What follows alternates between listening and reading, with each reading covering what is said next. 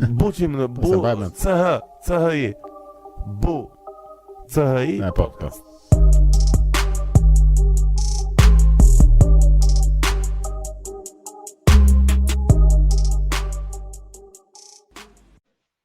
Mirë mbrëma. Mirë mbrëma, Qa bëre? Si kalove? I çmir ja, po mundojsha të shikoja që tani se është bërë një update i ri me subscription të te TikToku, edhe bë ka 5 euro që të bëj dikush subscribe. Edhe çfarë mund të ofrosh ti subscriberëve? Kishte domethënë një sër gjëra të ndryshme që mund t'i ofroja, po nuk e di domethënë a marrun lek nga ato subscriberat apo jo, se mua s'më ka thënë gjë. Aha, e marrësh. Po që me lek nuk diskutohet, teja është me qa rejti, të me thëna... Varet, nuk e di varet se edhe mund t'jetë thjesht, I don't know, I guess. Po se dhe këto rejtet i kanë shumë të këqia këto, se dhe përfutëm shumë me këto dhurata që kanë parë, këto janë 1/3. 1/3, 33%. Po është shumë keqë. Shiko, jo, e vërtet është keq, por këtë lloj shpërndarje, këtë lloj mundësie që të jep live i TikTokut nuk ta jep asnjë platformë. Është këto sfidat që ka bërë gjitha këto, asnjë platformë tjetër se ka. Dhe këta e kanë... Akoma se kanë kuptuar shumë mirë idenë në këtyre sfidave, domethënë që ça në kuptojnë, ça qëllimi arrin. Është jam për gallat. Unë bërë para ca kohë kur kisha TikTokun e parë, se një TikTok me 40 ca ka më mbyllur, mo. Kur kisha mua ças më kanë mbyllur valla. Mua kur të vinte më mbyllin i hidhur shqiptar. Mua kur të vinte më mbyllin kështu në jetën reale vetëm se ç's më ka lënë gjë. Zbrit nga planeti legend. Çfarë do thoya unë? Janë domethënë për gallat, po kur i bën kështu me sfida me gjëra mund të jenë ose me dëndime, atëre ka më shumë e kupton, jo derdh çik miell në kokë, jo thyer një vezë në kokë, më kupton, gjëra gallat. Po. E plago atë videon e pas shparat që kishte rëdi, ishte shumë e bukur. Ne unë duhet podcasti të trajtojmë disa herë atë si temë se është zakonisht shumë e vështirë, edhe për ta trajtuar në mënyrë që mos të ngëllosh sikur s'do që rob të vënë për shkolla apo s'do që rob të kenë një jetë më të mirë. Kupton, thjesht më bëhet shumë shefi domethënë që diskutohet tema të tilla, se është vërtet gjendja jashtëzakonisht shumë kritike. Se më amen se kjo është edhe zgjidhja e gjithë atyre robëve që po ikin, nëse po u zgjidh kjo si problem, është zgjidhja e shumë problemeve të tjera që kemi. Po.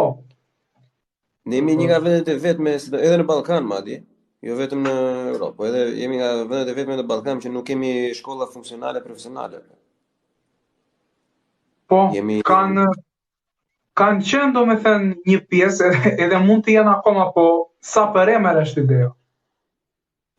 Se nuk janë aq të, domethënë shkolla profesionale gjimnaze flas, se aty e merr atë. Kanë pasur shumë shok. Po, kanë pasur shumë shok që kanë shkuar, po nuk e kanë përdorur dot domethënë për ta shndëruar në karrierë në profesion. Fatkeqësisht. Ky është një problem. Po problemi është edhe me gjimnazet në përgjithësi shqiptare, edhe me arsimin, duke filluar që nga klasat e para, domethënë, edhe deri në mëtej, duke filluar që nga biznesi i librave. Se këtu te ne bëhet biznesi edhe me librat e shkollës. Ajo është gjë shumë e keqe. Se unë të shpërndaj një eksperiencë nga jeta këtu, domethënë, unë gjithë vitet që kam që studioj këtu, si viti para përgatitor, edhe si këto gjitha vitet që kam studiuar, domethënë të gjitha drejtimet, unë nuk kam bler asnjë libër të rim sot. Jo, më fal, kam bler një libër që nuk je i detyruar ta blesh, mund ta marrësh me qira nga biblioteka e universitetit, po s'ka mjaftueshëm ose zakonisht janë të vjetër. Ai libri është si Bibla e inxhinierëve ndërtimi, se ka të gjitha formulat e tij. Normalisht ai e ble një 70 euro aq është. Po të gjithë profesorat e kanë materialin e tyre kompakt në përskripte që i uploadojnë si PDF online, domethënë, dhe ti plashtyt pastaj bëj çfarë duash, ndash mësoj, ndash mos e mëso. Kjo që jam me librat mua, domethënë unë po prisja këtu e dija se ishim idiota, tu thash, valla, çfarë po studiojmë ne s'kemi libra. Çfarë po studiojmë? Ku janë librat? Ku janë ato që të vesh atje të presësh, ti marrësh libra, ti ngresh libra deri në shtëpi kështu. Nuk ekziston të fare si që domethënë në shumicën e degle nuk ekziston.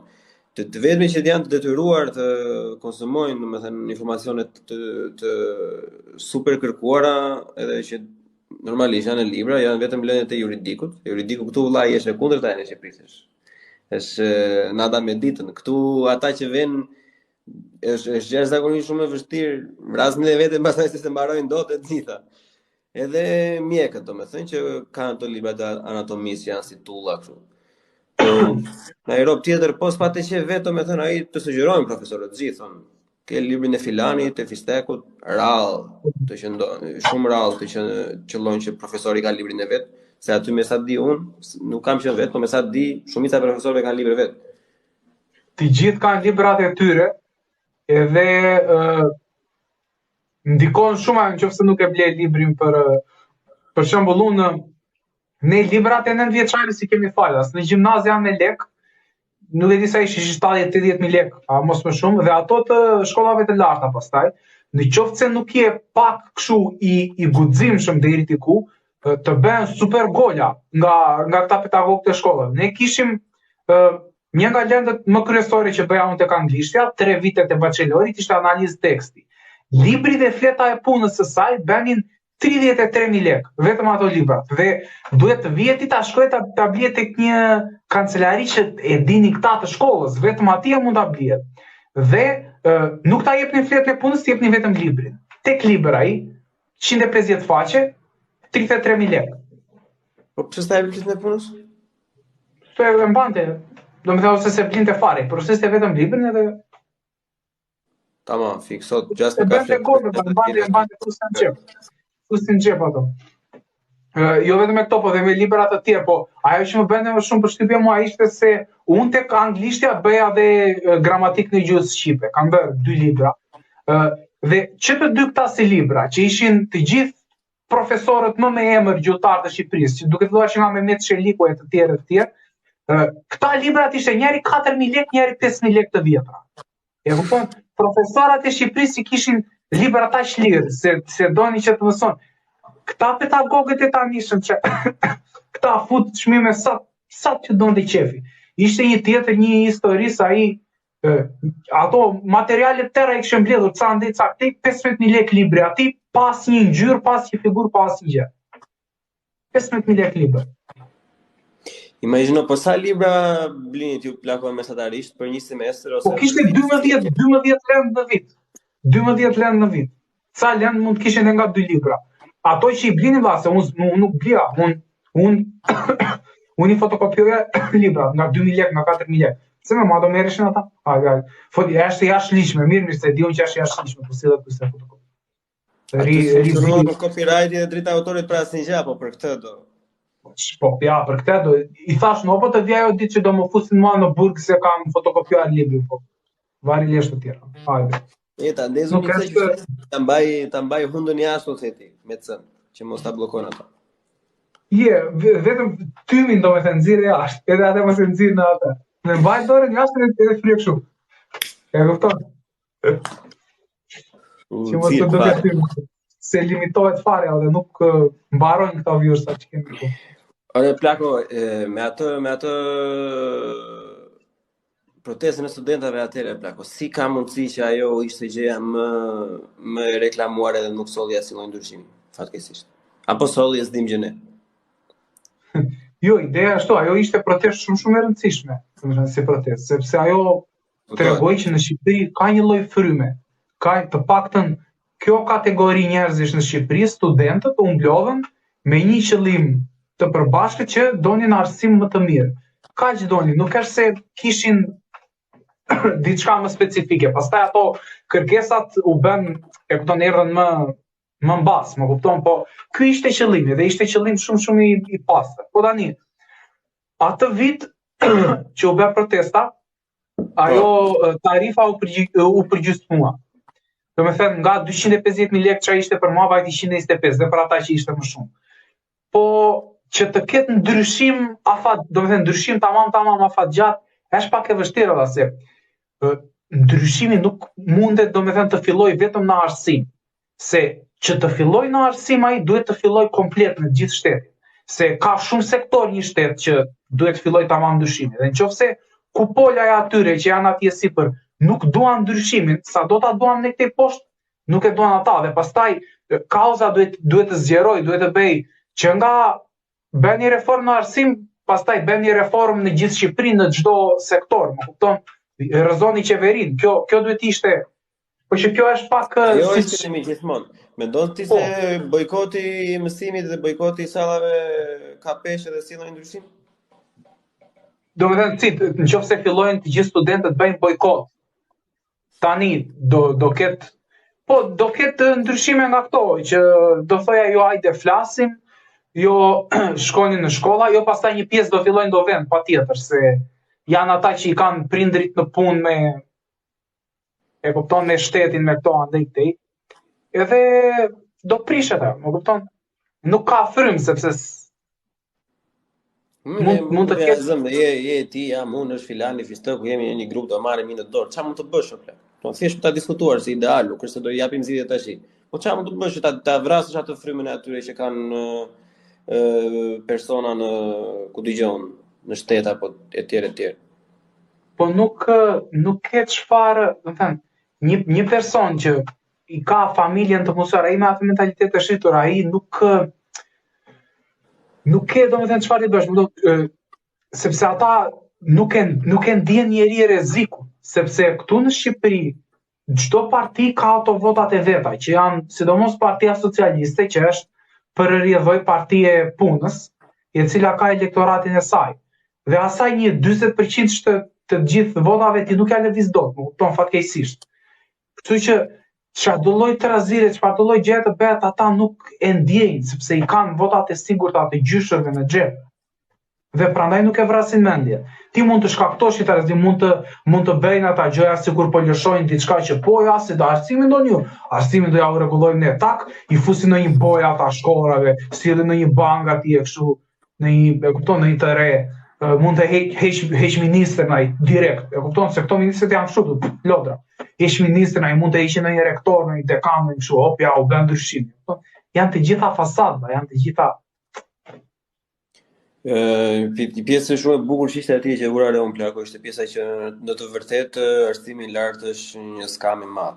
Fatkeqësisht nga që kemi qenë dhe aktiv në për këto shoqatat e studentëve, nuk e di sa funksionon aty, te ato tuajat, po këtu te ka çdo universitetin shoqatën e vet, asta që e kanë emrin gjithë ato, edhe pastaj emrin brapa, emri i universitetit. Edhe e vërteta e hidhur është Plako që arsimi i lartë, pothuajse kudo në Europë mbaron edhe në botë, edhe në Amerikën të gjithë, domethënë ka rënë vlera jashtëzakonisht shumë, sepse jo vetëm që futen njerëz, domethënë edhe që nuk duhet të ishin futur aty për shkak ose futen vetëm për eksperimente. Këtu është pak më mirë se normalisht. Unë kur jam futur për shembull, kur jam futur te Universiteti Teknik, ne kemi qenë në semestër të parë, këtu është me semestra matet. Kemi qenë në semestër të parë debutet 230 veta. Në semestër të dytë ne ishim 160. Në semestër të katërt kur ndryshova unë atë, ishin debutet 83. E kupton? Këta kanë gjë të mirë, nga që kanë atë lirësinë nga familja dhe nga shoqëria, domethënë që s'të pëlqeu, s'ka problem, vazhdo, gjej jetën tënde, një, po edhe dyta, që është më kryesore nga të gjitha, kanë mundësi financiare ta përballojnë një lloj ndryshimi të tillë. Kupton që ta lënë pas dore dhe vazhdojnë diçka tjetër se dinë që do mbijetojnë. Ka ndalë shumë trend tash këto kohët e fundit, domethënë që klasa e mesme, sidomos në vendet për shembull siç jemi unë tani fatkeqësisht, ka rënë rasti edhe Belgjika, Hollanda këto, që i arritur taksat në atë lloj farfeje, me të gjitha sidomos edhe me këto tash të ambientalistëve, jo më the të thash, ka mbajtur shumë e qiell, domethënë sa po arrin të gjitha po ecin në drejtimin e Brukselit. Për shembull ti jesh një super mjek kirurg në Bruksel, për shembull, marrësh diku te 2 milioni euro, domethënë, në vit, e zëm se merr bruto gjysmë milioni euro në vit për shembull në Bruksel, as me çerekun nuk do përfundosh. Se gjitha tjetrat do iki taksa, e kupton?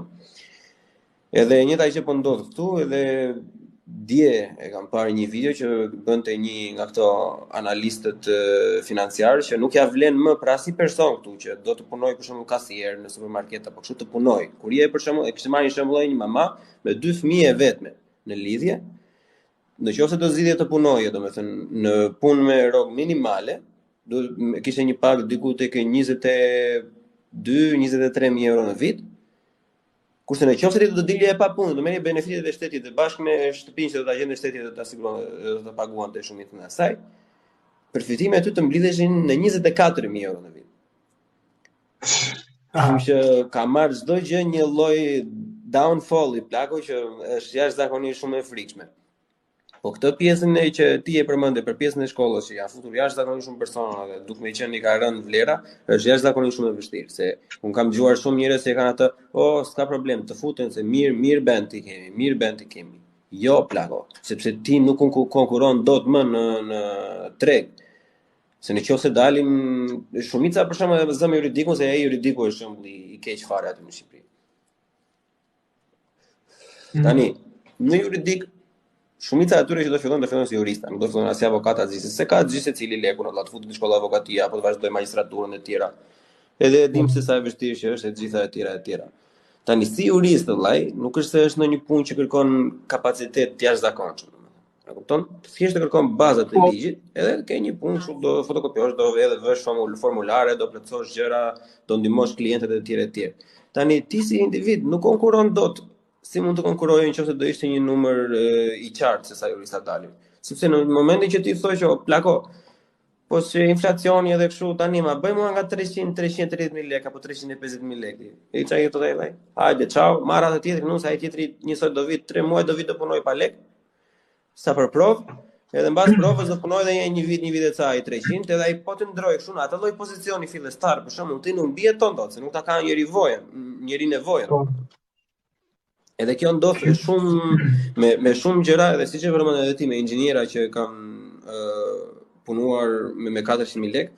Un kam dashur të bëj një praktik. Kam pasur praktikën e shkollës, kam dashur ta bëj në Shqipëri, domethënë. Kam dashur kam dashur të marr letrën, domethënë, po që nuk funksionoi. Ai inxhinieri që takova unë tek ajo firma që nuk e përmend dot, më falësh, kishte mbaruar shkollën në Itali, plako.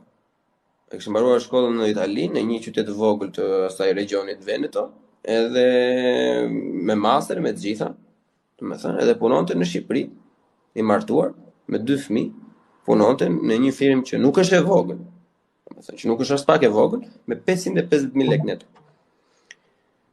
Tani unë nuk e kuptoj domethënë se si ai mund të jetë inxhinier i keq apo se di ç'a mund të jetë, po mua më duket jashtëzakonisht shumë pak. Mua më duket jashtëzakonisht shumë pak.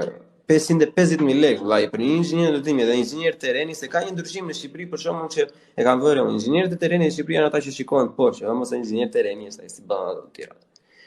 Ktu është e kundërta për shkakun. Tu inxhinierin e terrenit tu nuk e bën asnjë njerëz se është shumë stres, e kupton? Ke do të i fusësh gjitha gjërat bashkë. Se konstruktori ka diçka. Konstruktori nga ana inxhinierike ka më shumë bagazh se sa i nga terreni, se kërkohet, e kupton? Por ai bën atë të vetën e thot ai çalla, e bëra unë merres batoj ti beça duash. Kurse ti do plasësh trut tash me të gjithë, ti ja shpjegosh gjithë rrogën. Edhe ai merr kompania ishte shqiptare. Po. Kur do? Kompania ishte shqiptare. Shqiptare.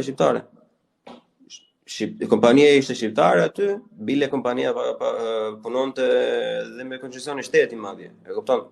Që në letër nuk ishte shans ajo t'ja kenë vënë rrogën aq sa ja kanë vënë aty. Kupton? Është e pamundur.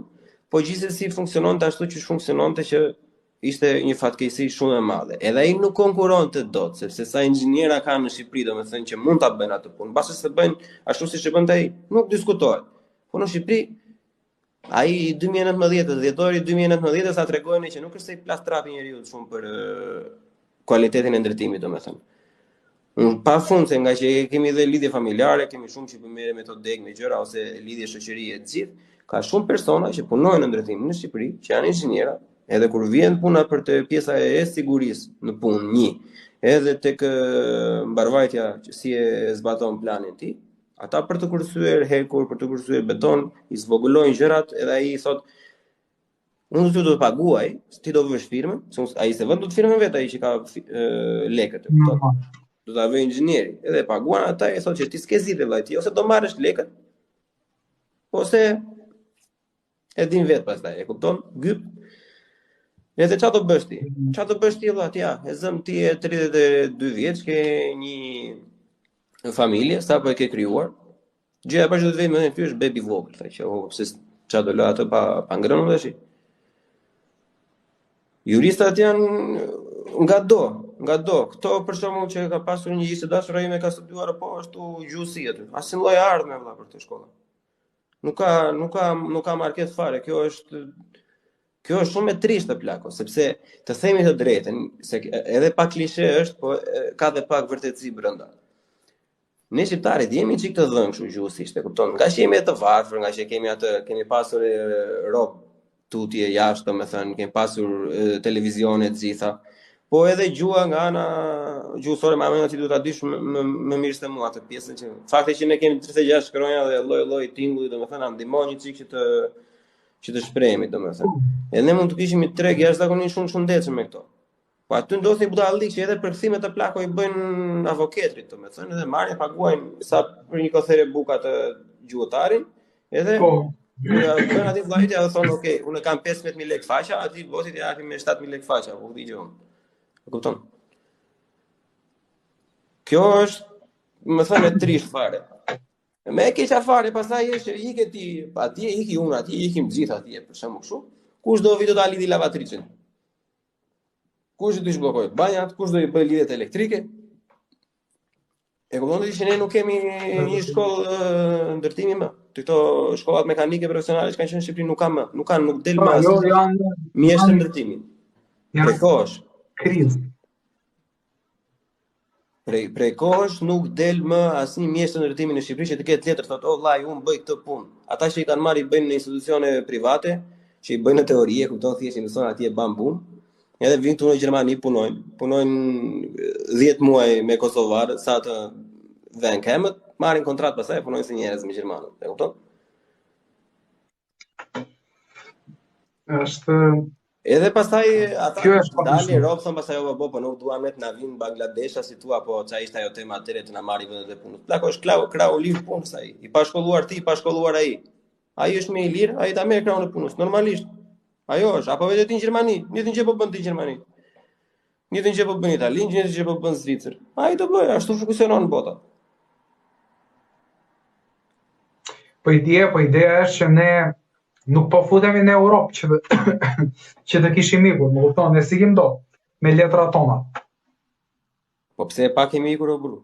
Unë kam të gjithë hekur thysat, kam deri tani unë jam te projekti i 6 që po bëj. Kam 3 vite që punoj në profesion, përpara dhe unë kështu lloj çat dilte.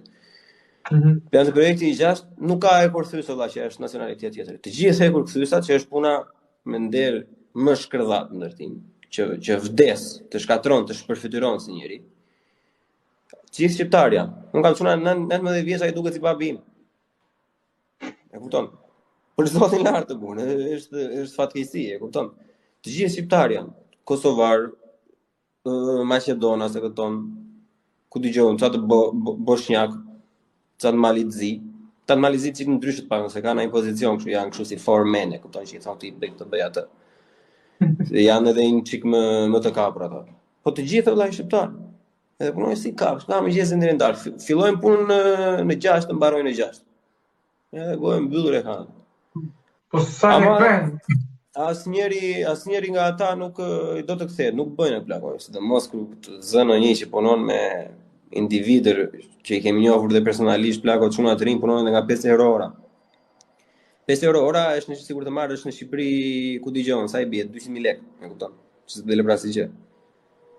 Se për atë punë që paguhet ai, rrogë minimale që ka caktuar shteti është 17. E kupton? E ta e marrin të zezë, i shqyejnë, po them, si njerëz, dhe çfarë bën ai, ikën zari fare, risa ri atje sa të njohin ai në film tjetër, kështu që bëjnë shumë mirë, se Gjermani po shikon që e mirë dha të mirë, se do vlerën ta ketë ai, pse te paguaj tjetër. Edhe i shumë shoqyr janë rregulluar, domethënë ata që kanë qenë edhe një çik më të rinj, që kanë mësuar gjuhën e gjitha. Shumica kanë ngecur. Ça janë mosha e babit tim, domethënë, ose nga 40 deri në 60 vjeç, le ta themi kështu, janë të ngecur atje, nuk lëvizin dot fare. Nuk lëvizin dot, nuk kanë fëmijë, ai kanë fëmijë në shkollë, do ta çojë fëmijën në shkollë, të paguaj këto, të paguaj ato. Edhe kështu që edhe kush e dëgjon këtë, ideja është që nëse nuk e do atë shkollën, nëse nuk është vërtet diçka që të plotson, thjesht shumica të baballarëve ashtu siç kanë pasur unë kemi, siç e perceptoj që mund ta kesh pasur edhe ti kështu që nëse të dhimbset në një çik, mos e harxo lekun kot plako. Thjesht më mirë puno në një vit, sa të gjesh atë gjën që do të bësh, sesa ta vazhdosh, se nuk është ndonjë gjë shumë e madhe. Edhe për shumica të gjërave, me këtë akses që kemi ne si rinit tash, nuk të duhet më as shkolla për të arritur shumë gjëra, shumë profesione që mund të bëjë domethënë. Po të gjitha ato duke filluar që nga punë të programimit dhe këto të tjera, ti nëse mëson programimin, unë nuk kuptoj pse studion në Shqipëri menaxhim biznesit, për çfarë do studiosh menaxhim biznes më zemra? Çfarë bën ti 5 vite shkollë për të ikur të hapur një lokal pastaj? Seriozisht e ke hapi lokalin në vëlla, ose ik puno. Ik vëlla puno 2 javë në Vlorë, ku di që 2 muaj në Vlorë, 2 muaj atje, 2 muaj këtu, ik puno me një hotel, lekët i bëre, fap ato lekë që do i dhe për shkollë, i hap ato që do hapësh, edhe kur del sa klem, di ke 2-3 kontakte, ke 2-3 rob të mirë që mund të punosh, bëj me ata. Menaxhimi i biznesit është shkollë që është, nuk e di domethënë, për çfarë studiojnë ata, po këtu të shqiptarët bizneset të vogla kanë. Edhe nuk biznesi në Shqipëri është unë asnjëherë nuk do hapja biznes në Shqipëri. Pse? Domethënë, biznese nga këto që janë që kanë të bëjnë me shtetin. Më fal një sekondë, se më bie pak dera. Okay. 97 veta të mrekullueshëm të live-im. Kam edhe një video në YouTube. Shikojeni ju. Shikojeni. No plak. Ja. Që po thoya tek biznesi, unë nuk doja që të hapja një biznes i cili ka lidhje me shtetin. Ata timor dhe këta. Nuk doja të hapja një biznes të tillë në Shqipëri, asnjëherë. Se nga të gjitha eksperiencat që kam parë unë andej këtej, shteti do nxjerrë ligje dhe taksa pa fund që ty të rrjepi në të gjitha anët dhe do të shkatroj jetën me atë biznes. Po kupton? E vetmja gjë që un kam qejf të bëj këtu në lidhje me këto është të merrem me YouTube, me TikTok, me këto që lekët që do marrun, ti marrun të më vinë direkt mua, jo të kaloj në për shtetra e në për kështu të më kërkoj mua shteti llogari, se akoma si u kanë filluar të taksojnë ato, juve? Jo. Mund të taksojnë ata, jo.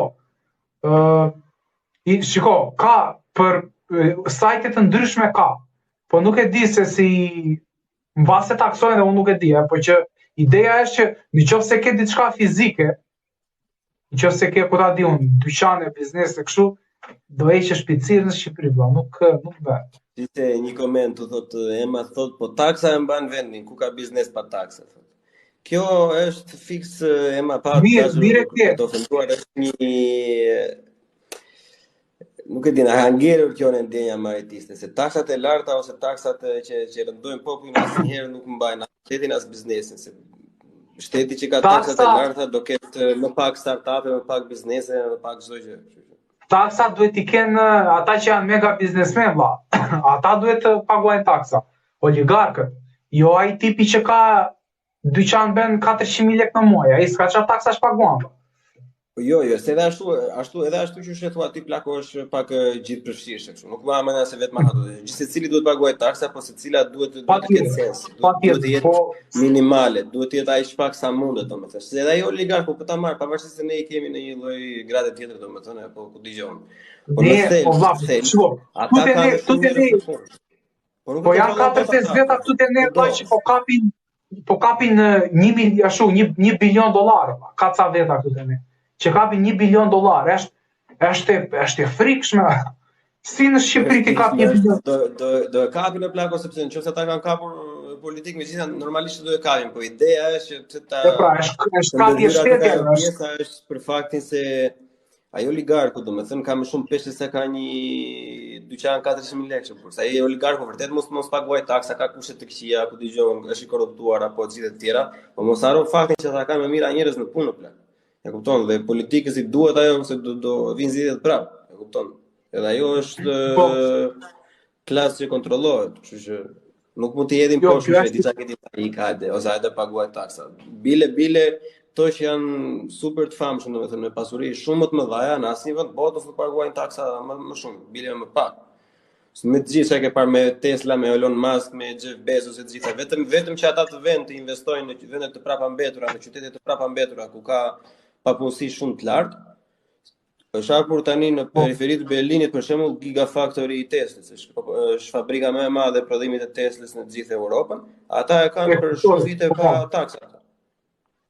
Ka shtete të caktuara që mund të përdorin politika, domethënë që të jenë lehtësuese për oligarkët, po oligarkët në Shqipëri janë pak problematik, se këtu te ne shteti është totalisht nën kontrollin e oligarkëve.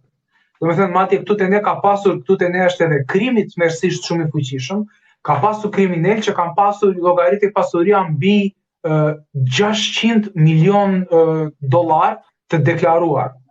Në rregull, problemi tek këto plako është se nuk i kontrollon as oligarkët as kriminalët, vetëm ajo që ti mund të mendosh të kontrollosh është shteti. Si mund të kontrollosh shtetin? Po se ti je zgjedh pra, ti zgjedh qeverinë, ti nuk zgjedh as oligarkun as kriminalin. Të kuptoj, po ai shteti që do zgjedh unë, ai duhet që të filloj të marri masa në lidhje me këta oligarkët, Se nëse ti asnjëherë nuk prek këta oligarkët, po atëherë këta i bie që janë mbretërit e Shqipërisë. Ajo dihet normalisht se çdo interes madhor do kontrollojë, sa shumë do dhe këtu. Thjesht nuk është në atë lloj gradi sa ta ndi direkt individi. Unë kuptoj shumë mirë ku e ke. Kam parë ca dokumentar, është një kanal në YouTube gjerman, e ka DW Documentary. Vend sa dokumentar shumë të mirë. Kam parë ishte një dokumentar për Leipzigun. Për Leipzigun ka qenë CEO-ja i një nga kompanive më të mëdha të ndërtimit i Gjermanisë. Edhe tregonte mënyrën, domethënë se si tregonte jetën e këtij. Kishte pranuar ky vetë ta tregonte, edhe kishte gjithë kompaninë e këto dhe i tregonte.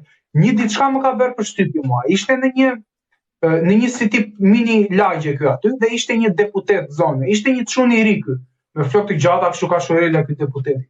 Ky tani CEO-ja i kërkon leje atij që të ndërtojë tek zona e këtij. Mirë, po këta nuk duan që të ndërtojnë aty, se sa më shumë të ndërtohet, prishin ato pazaret, pastaj rriten çmimet e shtëpive dhe politikat e tyre të brendshme. Po që ai nuk donte, domethënë, deputeti që t'i jepte lejen e ndërtimit aty. Po. Edhe i thot ky CEO-ja, i thot atij, kam dëgjuar që ti do të blesh një shtëpi, thaj. Do të blesh shtëpi të re, po është e vërtetë që dua të blej, thaj. Po unë mund të gjej shtëpinë më të lirë, thaj. Thaj deputeti, nëse se je politikan, nuk do të thotë që të kesh benefite nga oligark si puna jote, thaj. Ton tak iku në shtëpi ai oligark. Unë të diçka plako se kjo është, shiko. Unë do të dëshiroja jashtëzakonisht shumë që situata të ishte ashtu siç thua ti. Por Deutsche Welle, atë po që e ke parë ti, me shumë mundësi ka bërë atë CEO në Hochtief, që është nga kompanitë më të mëdha gjermane edhe në Europë për atë punë. Edhe kjo që ke parë ti fatkeqësisht nuk është material i mirë për mendimin tim, për faktin sepse është propagandë e majtistëve të Partisë Jeshile. Këta kanë bërë disa, jo vetëm Deutsche Welle, ka bërë ZDF-ja, ka bërë ajo televizioni i parë që e kanë përpara zgjedhjeve. Kurse tani janë në koalicion Jeshilët, janë koalicion të fortë me këto të tjerët, i kanë hequr atë që kishte vite me Angela Merkel, është në opozit partia Angela Merkel, për pas shumë vitesh. 3 mandate sa bërja. 3 mandate bërja? 3. Tani, këto plako, unë jam edhe industrisë, se më ka dalë fiks në ko, ta janë njerëzit më kanceroz të mundshëm për mbajvajtjen e një shteti. Ata nuk të lënë të ndërtosh vetëm se del një karkalet, se del një mushkonjë e tillë, vetëm për faktin se propaganda atyre është ne mbrojmë këtë, mbrojmë atë. Me gjithë këto çka kam parë unë deri tani, domethënë, 90% e atyre që thonë ata janë të gjitha budallalliqe. Këto lloj individësh si ai që theti ai është deputet i ri me kaçurela. Unë e di shumë mirë që vetëm një deputet i Partisë Jeshile mund të ketë atë përshkrim, domethënë se të tjerët këtu nuk është si Shqipëri, si që mori Rama atë gocën e re që shpihi ministrit e re për atë. Nuk të merr njëri ashtu. Ashtu vetëm Jeshilet bëjnë, të gjithë tjerët janë serioza, domethënë me shkolla të super përgatitur. Jo, e kuptoj. Gjithë këto të Jeshilëve, domethënë, që kur kanë mbaruar Covid-i tani janë të zhytur në skandale. Duke filluar që nga maskat me këto ndërtimet në Bayern, ta plako Landi Bayern i Gjermanisë, shtyn një ligj Jeshilet të fuqishëm fare që nuk do ndërtoni më vila ju, edhe po të doni, do i bëni shtëpi që të jetojnë më shumë se 2 familje. Që ti edhe po ti jesh i suksesshëm për veten tënde, domethënë, do të jetosh në Bayern, nuk mund të bësh më. E kupton se nuk i do qefi këtyre, duhet të mendosh edhe për të tjerët, e kupton? Janë ca lloje politikash që janë jashtëzakonisht shumë toksike për të ardhmen, domethënë. Unë e kuptoj shumë mirë se çfarë do të thoshë ti me atë histori dhe qëndron, në shumicën e rasteve qëndron. Ideja është domethënë tek integriteti i një politikan, sepse nëse do ishte për shembull e njëjta situatë në Shqipëri, ai deputeti ose ai do merrte ca vila tek ai pallati që do bëj dhe ai lejet do ta merrte direkt. Më kupton? Kjo ishte ajo që doja të tregoja unë, se politikat e brendshme normale nuk i njoh aq mirë, po këtë si segment më bëri shumë përshtypje, domethënë, dhe tregon që në Gjermani domethënë ka njerëz në politikë që janë me integritet. Kjo më intereson. Në Shqipëri njerëzit me integritet janë pothuajse zero. Nuk është gjë e re vëllai që ka Gjermani, se normalisht se janë kohë ato ku janë, po edhe glorifikimi i këtyre domethënë nuk është i drejtë shumicën e rasteve, se për shembull, nëse ka një lloj industrie, që është industria më e zezë në të gjithë Europën, që është industria e parë që pastron paratë e mafias, pa dalë të reja tash me Bitcoin apo gjëra, është industria e ndërtimit, kupton? Nuk diskutohet fare. Landslide është ndërtimi kudo. Edhe Italia është shembull i parë asaj. Mafia në Itali ka ndërtuar gjysmën e Italisë qendrore edhe shumicën ato çka. Jo, e vërtetë është, po mafia ashtu ka bërë dhe Las Vegas në atëherë, po shiko, ideja është këtu. Në qoftë se ne e marrim të mirëqen faktin që oligarkët në Shqipëri po taksojnë në mënyrë të drejtë. Dhe shteti po i mbledh taksat në mënyrë korrekte nga oligarkët. Atëherë, pyetja është ku vjen këto lekë? E kupton? Kjo është pyetja. Po nuk ka shteti nevojë të taksoj specifikisht as oligarkët, plako. Ne jemi shteti i vogël, do të kuptojnë gjë ka shumë thjeshtë plak, me ndihmat që marrim në Europë, domethënë. Edhe më aq taksa sa marrin në Europë, edhe po ti kalojmë prapë në taksën e shtetshme, që ka pasur Saliu, 10% për gjithë, jo progresive, që sa më shumë të marrësh, aq më shumë 30%. Edhe 10% ta kesh, ke mjaftueshëm kapacitet për të ecur përpara, plako. Po thjesht duhet të vijnë prioritete, se te ne nuk vrijnë prioritete. Domethënë nuk ka fajin as ky që është tash ata që kanë qenë përpara, se janë të gjithë njësoj nga ajo. E kupton, janë të përqendruar më shumë tek fasada e gjërave, domethënë, jo të bërthama, një gjë që ndihmon vërtet. E kupton, ne nuk kemi nevojë për rritje taksa. Një shtet i vogël me pa investime si Shqipëria nuk ka nevojë për rritje taksa nga asnjë anë. As oligark, as ai me dyqanin 400.000 lekë. Do ulje taksash plako që të ketë inside Evropi vëlla, që të dojë të bëjë diçka, të dojë të krijojë diçka, të dojë të investojë. Nuk është në asnjë vend të botës nuk ka funksionuar ngritja e taksave. Është njësoj si me komunizmin. Edhe është paushal kudo. Shikoj, hidhi syt kudo, asnjëherë nuk funksionon ato taksave. Siç ta përmend atë rastin e Belgjikës më përpara. Shumë profesionistë i kanë hapur tani të gjithë kompanitë në Irlandë. Pse i kanë hapur kompanitë në Irlandë? Se Irlanda është në u dhe taksat i kanë shesh. E kupton? Kompanitë e aviacionit për shembull si Ryanair ose si Wizz Air, këto që janë low cost të gjitha. Wizz Air është në Hungari, Ryanair është në Irlandë. Pse? Se i kanë taksat në top plako, dhe këta ofrojnë shërbime shumë të mira. Të mira edhe mbase si ato janë të lira, domethënë për stresin si puna jonë, që unë dua të vi të shikoj pritrit, për shembull është shumë e mira ajo. Më kursejnë gjën mua, e kupton? Po, është e vërtet.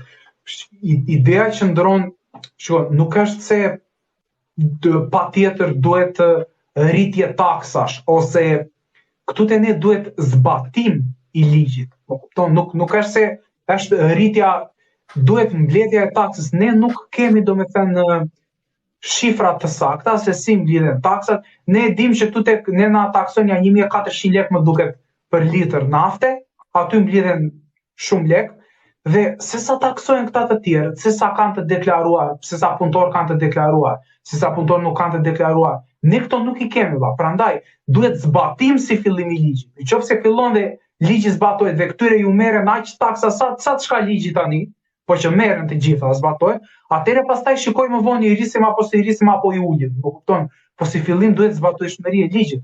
Po këtu nuk zbatohet ligji. Unë mendoj se merren taksat të plak. Unë nuk mendoj se problemi është taksat nuk merren. Taksat keq përdorohen aty. Kjo më duket më shumë si që mua. Ata thjesht i xhirojnë në një lloj mënyre shumë vicioze ato taksat. I paguan taksat edhe jep një tender atij për shkakun që prapë ja jep mbrapsht, kupton? E vërtet është, po të njëjtët oligark i marrin prapë këto tenderat, kupton? Ata i ndajnë lekët bashkë me politikanë. Kështu që kjo është ndërlidhja e tyre. Kështu që këtu me pak fjalë politikanët janë kukulla në duart e këtyre oligarkëve, se që të vinë politikanët në pushtet, ju duhet ndihmë. Më kupton, patjetër. Ndihma është lekët i hedhin të gjithë këta bosat, që janë oligark, biznesmen, i hedhin të gjitha lekët të pushat dhe i marrin me oligarkët me sa vjen mirë se ne kemi koka. Ne nuk ja vjen mirë se ne kemi disa me emra ose 1, 2, 3, 4 që i njohim domethënë, po pjesa për të ardhur në pushtet ashtu funksionon kudo në zona me korporata. E kupton? Gjithë secili, për shembull, këto të ishin të për energjitë konvencionale, të për gazin, për naftën, mbështesnin me partinë që kishte Merkel. Këta që janë me elektricitetin tash për shembull, që po fillojnë kështu që nëse keni probleme doli një ca kohë për se u rit nafta, blini makinë elektrike, se nuk do rritet elektriciteti. Edhe prap, është rritur elektriciteti, plako do rrida kontratën nuk do të paguar 40 euro në muaj se po ndroi shtëpi tash. Para një muaj kur e pash unë ishte 40, tash është 60 euro në muaj. Kështu që është çdo lloj gjëje, domethënë nuk është aq e bukur, nuk është aq e thjeshtë, ose nuk është aq shumë herë më mirë se sa duhet. Është funksionale. Po, aty të ja të drejtë, është funksionale, deri diku funksionon. Ama plakot je kështu, të ushqen domethënë vetëm sa që mos të vesh te pika që të çohesh. E pra, ideja që ndron që me gjendjen aktuale të Shqipërisë ka shumë persona që janë të palumtur, po një pjesë nuk e din që janë, nuk e din se çfarë duhet të presin, se Enver Hoxha atëherë i goditi dhe ju mësoi, ju tha që shikoni këta afrikanët këtu, ne jemi më mirë se sa këta. E kupton? Dhe shqiptarët krahasojnë veten e tyre me komunizmin dhe ju duket vetja sikur janë mirë, gjyshi tanë. Ne shikojmë Amerikën në televizor edhe na duket sikur jemi shumë keq. Tani kjo përkthehet dhe në vota fatkeqësisht, se një pjesë vazhdon. Një ndryshim duhet të vinë në Shqipëri, më kupton? Duhet të vi patjetër një ndryshim, tani se ku do filloj nuk e di, po duhet të filloj patjetër. Se ne që jemi këtu në Shqipëri jemi goxha të pakënaqur nga shumica dërmuese e gjërave. Edhe fakti që edhe këtu në TikTok po të bësh një scroll kështu të thjesht, shikon gomone që janë 10 vençe me nga 25 çuna brenda në mes të detit atje, me duar nga qielli për të vajtur në Angli. Nëse Shqipëria do ishte një vend që të paktën do kishte një lloj të ardhme për këta lloj njerëzish, nuk detyroi të ikte njëri atje, se nuk ka njeri që t'i futet detit me atë gomone, se të gjithë njerëzve ja u ndjen zemrat e frikën. Sa që janë gati të rrezikojnë të shqyen të vendit gjithë botën, vetëm që këtu mos të rinë. Duke filluar nga unë i pari, jepet mundësia për të ikur. Ku do vesh bulidhe? Po ti pse do ikë? Ti po ikë ku do kesh më kohë për zhvidjet? Për çfarë ti orë, unë thua të vetë të filloj punën në nga këto vendet e Europës që të paktën të kesh mundësi të bësh, ku ta di unë, të bësh në gjatë sakët lopë, këtu çfarë? Këtu çfarë lekësh merr nga video? Çfarë do bësh tu? Çfarë do bëj në shkollën time të lart? Do bëj mësues. Mirë valla, ma shpjegoj ti të rrugëtimin e pjesës ti që po thoshe që s'ke çfarë bën me shkollën, domethënë e thotë gjithë të tjera. Si e zgjodhe ti valla? Ti personalisht. Atë, me çfarë mendimi kishe domethënë, ose si çfarë shtyse more që vajte atje tek ajo shkollë? është shumë e bukur kjo, po në fillim unë vajta për inxhinieri elektrike. Bëra një vit te Politekniku. Gati një vit, janë 7 muaj. Pastaj e lash atë, se pas që aty jo vetëm që ishte për ata që kanë mundësi nga gjendja financiare, po edhe pedagogët njerë edhe të gjithë ata ishte ambient shumë toksik e vlla. Ti e kishte ca komunista, pedagog që mua më hapën barku, mua më vështirosnin njeriun ata, jo me pedagogën. Ata s'më dukeshin pedagog fare më valla. Ata mua më dukeshin përbindësha të sistemit. Edhe nuk kishte vlerë për mua ajo lloj rrugë. Nuk bëj. Kryesisht ishte edhe nga gjendja financiare, më kupton?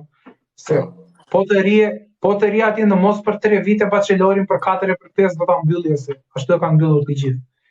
Edhe lashun atë, pastaj mbas asaj punova ja një vit ndihmës mekanik. Kështu me vaj, me grasu, me gjëra. E ke parasysh?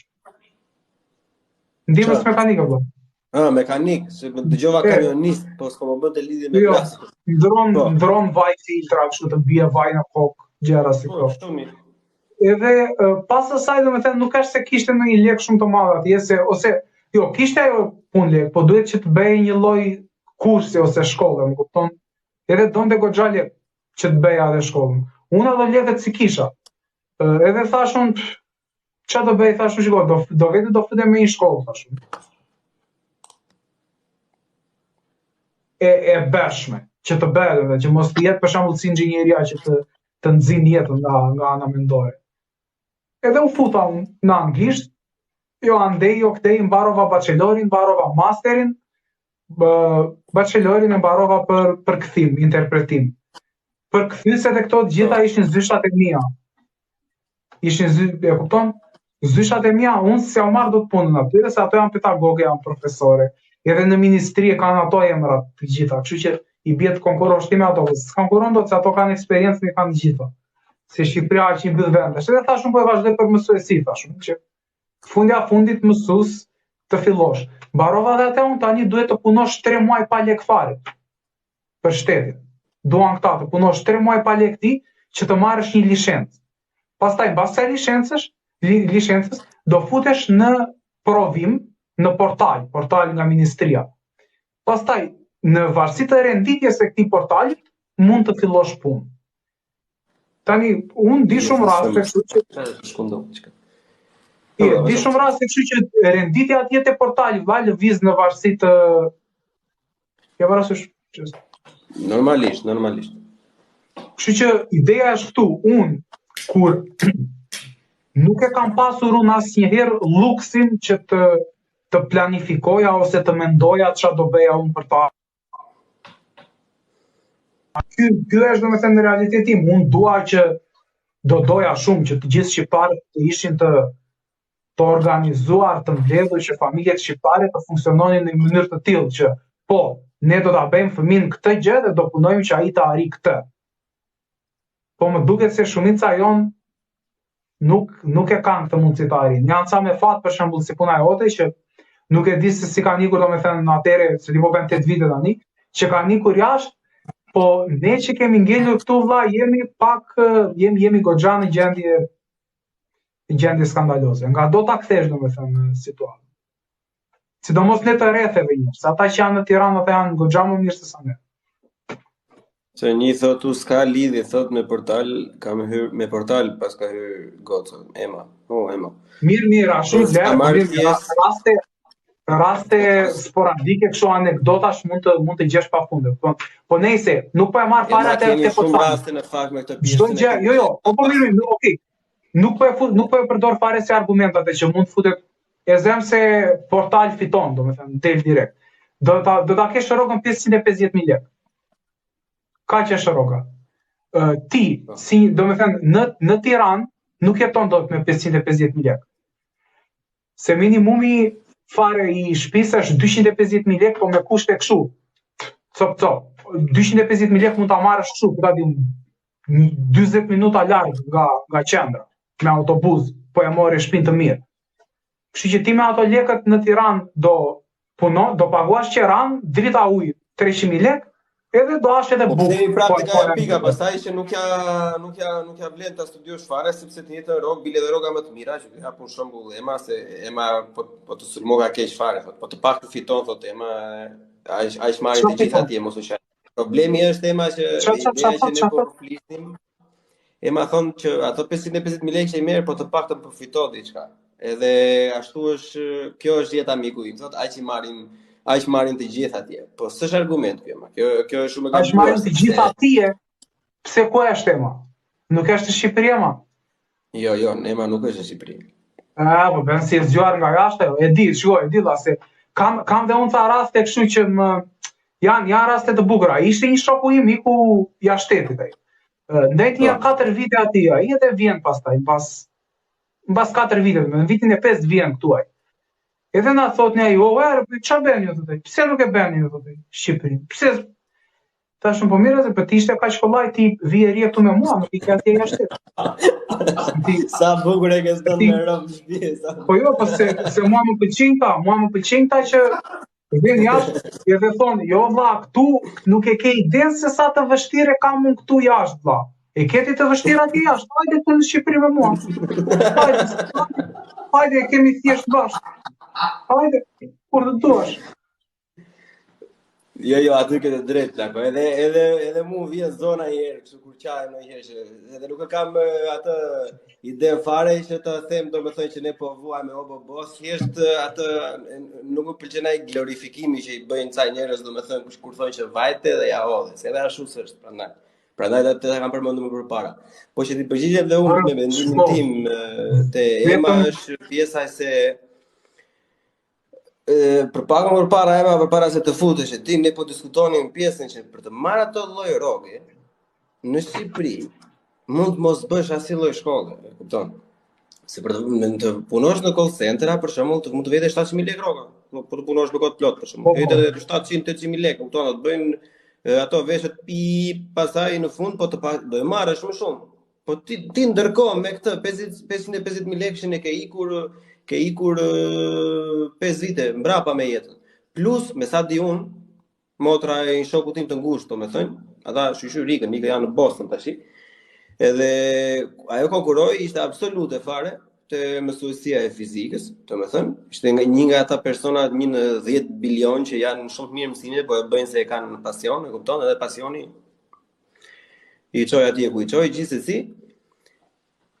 Edhe ato e kishe programi që të çon ata ku të duan ata, valla. Nuk futesh dot mësues në Tiranë kështu ose kështu, të çonin, ku dëgjon, në librazh. Ku dëgjon, unë di s'kam që në një librazh. Edhe ajo prapë s'ka kuptim pastaj, se të vesh tash ti ke krijuar një jetë, ke krijuar një familje plus femër në moshën e saj, 27-28 vjeç kur ishte mbaruar të gjitha normalisht, ka krijuar një gjë, nuk mund të çon tash, hajde ne ikim tash ku dëgjon në Lumas, në Beratse, atje më doli vendi mua për mësuesit. S'ka sens. Prandaj Ema kishim pjesën nxithen, domethënë që këto rroga atje i kanë të gjithë, vërtet, po të bësh shkollë të lartë dhe të kesh prapë atë rrogë nuk është normale. Pavarësisht se është e vërteta. Fakti që është e vërteta nuk do të thënë që është e pranueshme, është e papranueshme. Kjo është ideja. User çash nuk janë kudo në botë, plako, se këtu nuk transferohesh, këtu e zgjedh vetë qytetin që do dhe ku po nuk pati punë aty, atëre ikën. Nuk të thotë njëri do vesh këtu. Nuk haroje, nuk ekziston si gjë. E kuptoj, po flisja me të njëjtën bisedë po bëja me një shok nga Amerika. Edhe po thoshte ai, unë jam në New York, thoshte ai, dhe këtu rroga nuk e di se sa e llogaritje atë. Të bide janë $1.600 në muaj, më duket diçka e tillë, dhe thaj $1.400 të vete shtëpia, thaj një shtëpi kështu e vogël fare, thaj për një njerëz bashkë me drita që rakto, e të ngelem $200, se sa thaj. Thashun po të paktën me $200, domethënë thashun në Amerikë, ha buk. Me $200 buk tani, mbase si mbret nuk ka dot, po ha. Se çmimet në supermarkete në Amerikë janë më lirë se sa këtu te nesër. Kemi Po, dhe jenë në mes të, ne morëm atë pagën minimale atje, kupton që ti të punosh në McDonald's, në Burger King, në Starbucks, më kupton në punët më bazike. Po jeton punë bazike, po ha dhe buk. Tani, mundësirat që ke atje për të ngritur janë shumë të larta. E kupton, jo vetëm tek puna që po punon, po ke edhe mundësira të tjera atje. Kupton, është vendi mundësirave. E lehtë nuk është. Pastaj është edhe kjo, nëse ti nuk se ne morëm New Yorkun atje, po ti ka shtete të tjera Amerika që nuk janë aq të shtrenjta, që janë dhe ato shumë të mira. Vete atje mund të ndërtosh një bazë, vete shkon diku tjetër. Janë mundësirat e shidera. Këtu te ne mundësirat mund të jenë si në formë iluzioni, se ata që ke ti sipër duan patjetër të shtypin, kur je ti për shembull në një kompani. Më kupton, në kompani se te biznesi familjesh nuk ka çfarë bën njëri, po. Kur je në për kompani nuk ka konkurrencë të ndershme dhe nuk ka rrugë, domethënë, për ngritje në detyrë. Se këtu te ne një pjesë e madhe e bizneseve funksionon që ata shefat punësojnë dashnorat dhe i lënë shefët. Fatkeqësisht është, nuk më vjen mirë, po tani ti do të thash po mund të ketë edhe andej në një rast kështu. Po shikoj, në fakt nuk ka andej si këto raste, se atyri ju intereson biznesi, vlla, sa andej njerëzit dinë ndajnë biznesin nga jeta private. Ai nuk e merr atë ta lej atje në punë se i prishet biznesi aty. Ndërsa këtu te ne nuk prishet biznesi se biznes privat, në biznes privat vërtet nuk ndodh domethënë. Edhe është goxha ndryshe. Tu janë bizneset këtu te ne të vesh duart në kokë. Ja ta lexoj në një moment. Pse nuk çohet asnjë në sindikata atëherë për të rritur rrogën, në një ram shkurt ikëm. Po pra në 2 ram shkurt ikëm me po ka një gjë, sindikata nuk ekzistojnë, Ema, nuk ka sindikata në Shqipëri, nuk ka fare. Po nuk ka, janë të gjithë të blerë me lekë, valla, janë të blerë me lekë se më çfarë. Për mësuesit nuk ka fare, valla. Ore nuk ekziston për mësuesit. Sindikata vetëm që ekziston është ajo e minierës, një që është e blerë, edhe atyre nasotarëve. Nuk ka sindikata fare në Shqipëri. Nuk ka. Ja, po shiko, po më thot një çun këtu mua. Jam në Gjermani, nuk e di çuna çup ç'është. Thot jam në Gjermani, thot, marr 1800 euro kamarier, 300 euro taksa, 700 euro shtëpia, 200 euro ujë drita. Po. Mirë më duket valla. Unë e lë direkt Shqipërinë tani për të pasur të punën që ka të çuni. Tani direkt. Okej. Ja të bëhem mund si kontroversial me ty. Domethënë te kjo tema, te kjo pjesa, vetëm te kjo se deri tani ishte fix fare ishte on point këtu e për mendimin tim gjithmonë e prishe pak. Me atë rrog blako. Nëse unë do jem në një situatë të atill, pa e trembur syri fare unë çon tani kthehem direkt. E di pse kthehesh direkt blako. Sepse këtu ti sa do të kesh këto pjesë të tjera që me këtë rrog nuk i ke. Me atë rrog ti je kështu barely survivor. E kupton, nuk ka shanse fare. Edhe me të gjitha gjërat që po ndodhin këtu tash. Edhe e dyta plako që janë ty të duken ti noku do thosh se e ken Terezi, po që janë gjëra që vetëm po të jesh do e kuptosh. Se këtu nuk është as Italia, as Spanja, as bora plako. Këtu e para fare aty të nxihet jeta se nuk ke lloj muzgu. Robët janë një lloj kulturë shumë tjetër se çfarë jemi ne plako. Se mund të kemi se po flasim gjatë gjithë kohës për gjërat e këqija, zemra. Mund të po flasim gjatë gjithë kohës për gjërat e këqija, po duhet të etiketojmë edhe çdo të mira që kemi. E para fare nuk ke atë ndjenjën e familiaritetit valla. Çdo gjë këtu është on time plako. Ke mbasur debat me të shokun që kam tu tash që po qesim çfarë. U bë kap autobusin, u bë kap trenin, u bë kap trenin tjetër, do 4 trena të vesh në punë. Unë e kam normalisht çdo ditë për të ikur unë në shkollë, në punë, ta shpjegoj, ditën është 1 orë e gjysmë për të ikur. Edhe jo kështu se ngjen trafik në Tiranë, s'është fare me trafik. Je 1 orë e gjysmë tren vllai. Treni s'ka as trafik as gjë, ja fut. E kupton? Edhe pra duhet 1 orë të vesh në punë. Do vesh, do punosh, çfarë do bësh, atë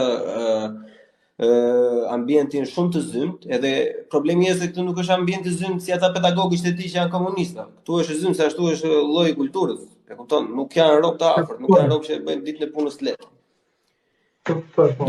Do mbarosh punën në orën 4 ti. Kur mbaron punën ti në orën 4, vllai në 4 herë sa dalësh ti nga zyra, që tani vllai është natë këtu. E kupton? Edhe nuk ka më si në Shqipëri që edhe po të bësh ato lekët, edhe në klasën e mesme të shoqërisë ti, të marrësh pak lekë më shumë. E vetmja gjë që do kesh ti plako është një shtun mbas dite, se ka dhe shumë profesione që punojnë të shtunave, këta që janë infirmieri, mjekësi, pastaj këta janë vuajnë keqë më keqë, këta punojnë kur i cakton ata edhe si të huaj, nuk ka drejt njëri fare të ngrejzërin, se të heqej. Mbaron dita vllai, do vish në shtëpi, do vesh do kapësh trenat prap 1 orë rrugë, Unë jam mirë, se ka rrogë për shkakun që qytete të vogla që e kanë punën në 1 orë e gjysmë për atë punë. Edhe të gjithë, ai 700 euro kanë mirë.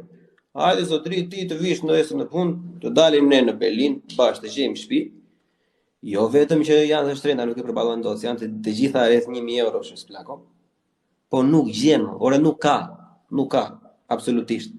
Jepen dhoma në Berlin, plako, jepen dhoma në Berlin 12 metër katror thot ai. E pas suvatuar ajo pas një gjë të gjitha, e i thot ai 600 euro edhe pa kontratë. Se ta japin në të zeza ai. Ti pa kontratë nuk futesh, nuk ja do kontratën punës, nuk shtyn dot vizën, nuk bën dot asnjë gjë.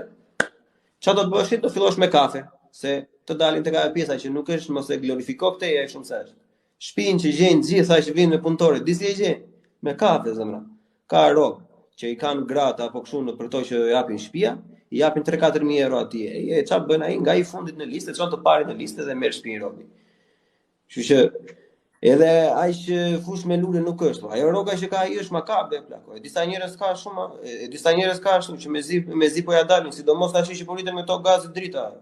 Po njerëzit ishte te kjo Deutsche Welle që ke parti, ti po të futesh te Instagrami aty kanë një komshien ton këtu se 2 lajqe me tutje është njëra ajo. I çmimit e gazit nga që kishte gjitha gjërat me gaz në shtëpi, kishte vajtur fatura e gazit 850 euro në Kausdorf plako. Do ta dëgoj pastaj, ishte super spektakël. Edhe kjo pjesa me këtë rrogës minimale, unë mendoj, domethënë, unë mbase e kam gabim. Domethënë ajo mbetet varet nga interpretimi i njerëzve. Po unë mendoj nëse do vesh për të punuar me një rrogë minimale, domethënë me rrogën me minimumin shtetëror në Gjermani, mos e ashtu, mos e merr mendim. Sepse nëse ti ai e ka 1800 euro bruto plako, unë nuk e di, ai bravo i qof si ja del aty.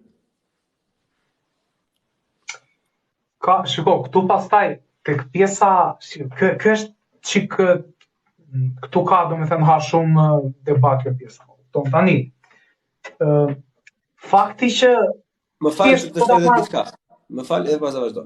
Te pjesa që ha shumë debate, di pse ha debat plako, sepse edhe ti nuk je këtu të më thuash, domethënë që është e vërtetë apo jo, po as unë sem aty të kuptoj të njëjtën vështirësi që ke ti aty. Po, jo, është e vërtetë. Po shiko, do ta thoja, kjo pjesa e se si ja del për shembull me lekët, kjo ha debat, domethënë në këtë aspekt që di të gatuash, s'di të gatuash, se nëse ti do t'i hash vaktet kështu për jashtë në për restorante, po atëherë pastaj është, e kupton, punë tjetër, po. Jo, zemra, nuk jetë mencat e qytetit studenti plako. Këtu të vesh tash për zotin një pako djath ka vajtur 3 euro e gjysmë vllai, me 200 gram djath, është të ikësh natën tash.